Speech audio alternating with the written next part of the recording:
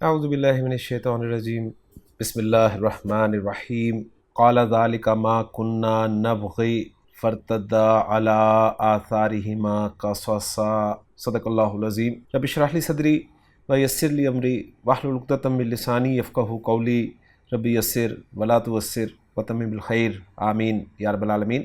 آج کے لیکچر میں ہم انشاءاللہ تعالیٰ سورۃ الکہف کی آیت نمبر 64 کو گرامیٹیکلی انالائز کرنے لگے ہیں۔ آیت سکرین پہ آپ لکھی ہوئی دیکھ رہے ہیں، اور آیت میں وقف کی ایک علامت ہے، لہٰذا اس آیت کے ہم دو حصے کر دیں گے۔ پہلا حصہ ہوگا قال ذالک ما کنا نبغی، دوسرا ہوگا فرتدا علی آثارہما قصصا۔ اور جو پہلا حصہ ہے قال ذالک ما کنا نبغی، اس کے الفاظ سے بات کریں گے۔ اس میں پہلا لفظ قال فعل ہے، فعل ماضی معروف واحد مذکر غائب کا صیغہ ہے۔ ذالک اسم اشارہ واحد مذکر بعید کا ہے، اور ما جو ہے وہ بلو کلر میں دکھایا گیا ہے، تو ما اس میں موصول ہے جو کہ مبنی ہوتا ہے۔ کنا فعل ناقص ہے، اور فعل ماضی جمع متکلم کا صیغہ ہے۔ کانا یکونو ہونا اس کے معنی ہوتے ہیں، اور آخری لفظ جو ہے اس حصے کا وہ ہے نبغی۔ نبغی جو ہے یہ اصل میں تھا نبغی، یعنی یا بھی تھی اس کے اینڈ پہ، اور پھر اس اعتبار سے اس کے حروف مادہ جو بنتے ہیں وہ ہیں با، غین اور یا۔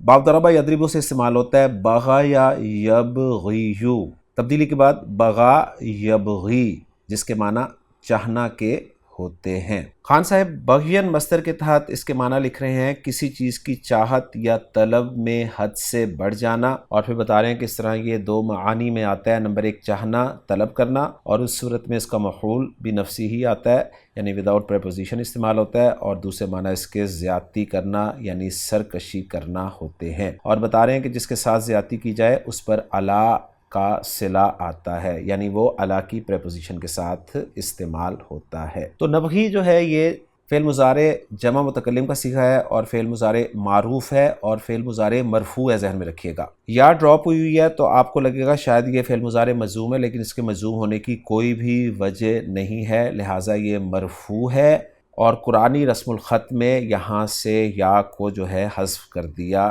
گیا ہے۔ جبکہ سورہ یوسف کی آیت نمبر 65 میں آپ دیکھیں، یہاں پر نبغی جو ہے وہ یا کے ساتھ لکھا ہوا ہے۔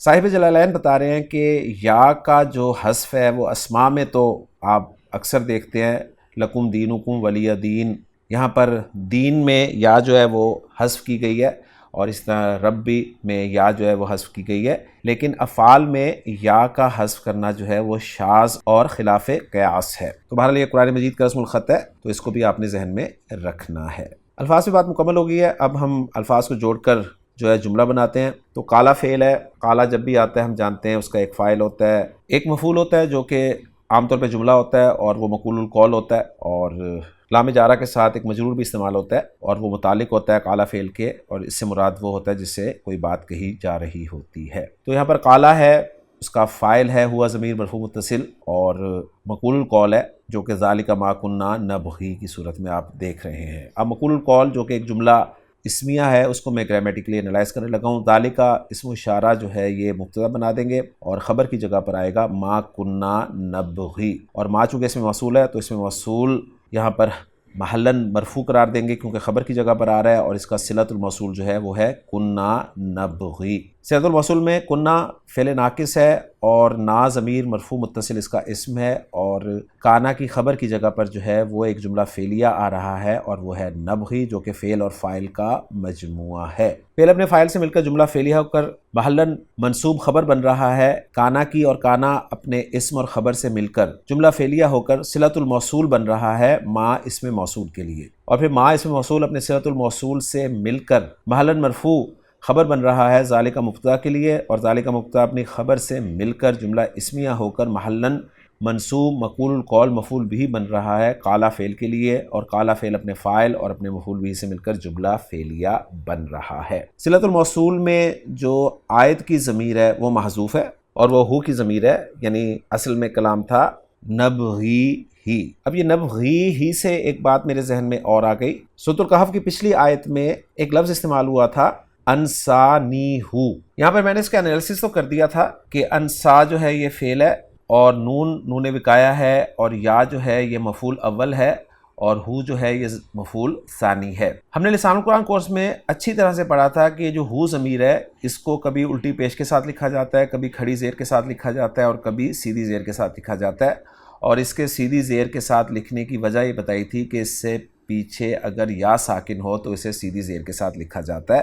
تو یہاں پر انسانی ہی ہونا چاہیے تھا، لیکن انسانی ہو یعنی اوریجنلی ہی اسے لکھا گیا۔ تو یہ پوائنٹ اس وقت میرے ذہن سے نکل گیا، تو میں نے سوچا کہ آج میں اس کو آپ کے سامنے واضح کرتا چلوں۔ حفص کی قرأت میں 2 جگہ صرف اصل کے مطابق اس ہو کو پڑھا گیا ہے، یعنی سیدھے پیش کے ساتھ پڑھا گیا جو اس کی اوریجنل حرکت ہے۔ ایک تو یہ مقام ہے انسانی ہو میں، اور دوسرا مقام سورۃ الفتح کی آیت نمبر 10 ہے جس میں علیہ اللہ میں آپ ہو کی ضمیر جو ہے وہ پیش کے ساتھ دیکھ رہے ہیں، حالانکہ پیچھے یا ساکن ہے۔ تو یہ بہت ضروری کانسیپٹ تھا جو میں نے سوچا کہ آپ کے سامنے اس کو ذکر کر دوں۔ تو پہلا حصہ ہمارا مکمل ہو گیا۔ پہلے حصے کا اگر میں ترجمہ کرنا چاہوں اپنے لفظوں میں تو کچھ یوں ہوگا، قالا اس نے کہا، یعنی موسیٰ علیہ السلام نے فرمایا، ذالک ما کنا نبغی، یہ ہے جس کی ہمیں تلاش تھی۔ پہلے حصے کے بعد اب ہم چلتے ہیں اس آیت کے دوسرے حصے کی طرف، اور وہ ہے فرتدا علی آثارہما قصصا۔ فائز میں پہلا لفظ ہے جو کہ حرف ہے اور حرف عطف ہے۔ ارتدا فعل ماضی معروف مثنیٰ مذکر کا یہ صیغہ ہے۔ را دال اور دال حروف مادہ ہیں، باب افتعال سے استعمال ہوا ہے۔ ارتددا یرتددو، ارتداد، تبدیلی کے بعد یہ بن جائے گا ارتدا یرتدو۔ خان صاحب نے اس کے معنی لکھے ہیں اہتمام سے واپس ہونا، لوٹنا یا پھرنا، اور آیت کا ریفرنس یہی دیا ہے کہ فرتدا علی آثارہما، تو وہ دونوں لوٹے، اور آگے علی آثارہما کا ترجمہ بھی آپ کو نظر آ رہا ہے، اپنے نقوش قدم پر۔ ارتدا کے بعد اگلا لفظ ہے علی جو کہ حرف جر ہے، اور اس کے بعد آثار کا لفظ ہے جو کہ اثر کی جمع ہے، جمع مکسر ہے، افعال کے وزن پہ اثار، اور پھر کو جو ہے وہ آ کے طور پر پڑھا اور لکھا جائے گا محموز کے قاعدے کے مطابق۔ آثار کے بعد اگلا لفظ جو ہے وہ ہما ضمیر مجرور متصل مثنیٰ مذکر کی لگی ہوئی ہے، اور آخری لفظ اس حصے کا وہ ہے قصصاً۔ قصصاً جو ہے خان صاحب لکھ رہے ہیں کہ باب نون سے استعمال ہوتا ہے، قصص یقصص، تبدیلی کے بعد قص یقص قصاً اور قصصاً۔ معنی لکھ رہے ہیں کسی چیز کو کینچی سے کاٹنا، اور بتا رہے ہیں پھر مزید کہ اس بنیادی مفہوم کے ساتھ زیادہ تر 2 معانی میں آتا ہے، کوئی واقعہ یا قصہ بیان کرنا، سنانا، اور دوسرے معنی ہے کسی کے نقوش یا آثار پر چلنا یعنی پیچھا کرنا، اور دونوں معنی کے حوالے سے انہوں نے آیات کا ریفرنس دیا ہے، اور دوسرے معنی جو ہیں کسی کے نقوش یا آثار پر چلنا یا پیچھا کرنا، اس کے حوالے سے سورۃ الکہف کی اسی آیت کا ریفرنس دیا ہے کہ فرتدا علی آثارہما قصصا، تو وہ دونوں واپس ہوئے اپنے نقوش قدم پر پیچھا کرتے ہوئے۔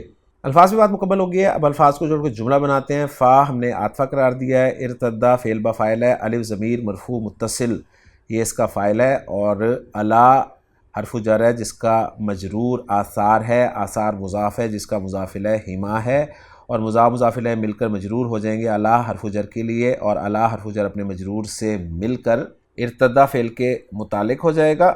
اور آخری لفظ جو ہے قصصاً، یہ چونکہ مصدر ہے تو اس کے حوالے سے جو آسان رائے اس کے بارے میں ہم بنا سکتے ہیں وہ یہ ہے کہ یہ مصدر جو ہے یہ حال کے طور پر استعمال ہو رہا ہے، کیونکہ مصدر کو ہم اسم الفاعل اسم مفعول کی تعویل میں کر کے حال بنا سکتے ہیں۔ یعنی ارتدا کا جو فاعل ہے نا اس سے یہ حال ہے، یعنی ارتدا قاسینی۔ تو الحمدللہ جی یہ جملہ بھی ہمارا مکمل ہو گیا۔ تو فعل اپنے فاعل اور اپنے متعلق سے مل کر جملہ فعلیہ ہو کر عطف ہو جائے گا پچھلے جملے پر، اور ترجمہ اس حصے کا میں آپ کے سامنے 2 مرتبہ ذکر کر چکا ہوں خان صاحب کی ورکنگ کے حوالے سے۔ تو الحمدللہ جی ہماری ورکنگ مکمل ہو گئی ہے۔ محمود صاحب کی ورکنگ میں ذکر نہیں کر رہا تھا تو کچھ اسٹوڈنٹس نے کہا کہ آپ شو کر دیا کریں، تو میں آپ کے سامنے اسے شو کر رہا ہوں، اس آیت کی ورکنگ کو آپ وہاں سے میچ کر سکتے ہیں، تو دیکھ لیجئے۔ اور اب آخر میں ہم اس آیت کا ترجمہ آپ کے سامنے رکھتے ہیں جو کہ عبدالسلام صاحب نے کیا ہے۔ فرماتے ہیں کہ قال ذالک ما کنا نبغی، اس نے کہا یہی ہے جو ہم تلاش کر رہے تھے، فرتدا علی آثارہما قصصا، سو وہ دونوں اپنے قدموں کے نشانوں پر پیچھا کرتے ہوئے واپس لوٹے۔ تو یہ جو پیچھا کرتے ہوئے ہے نا، یہ حال کا ترجمہ بیان کیا جا رہا ہے۔ تو الحمدللہ جی آج کے لیکچر میں سورۃ الکہف کی آیت نمبر 64 ہم نے گرامیٹیکلی انالائز کر لی ہے۔ انشاءاللہ تعالیٰ اگلے لیکچر میں اگلی آیت کے ساتھ آپ سے ملاقات ہوگی۔ سبحانک اللہم و بحمدک، اشہد ان لا الہ الا انت، استغفرک و اتوب الیک۔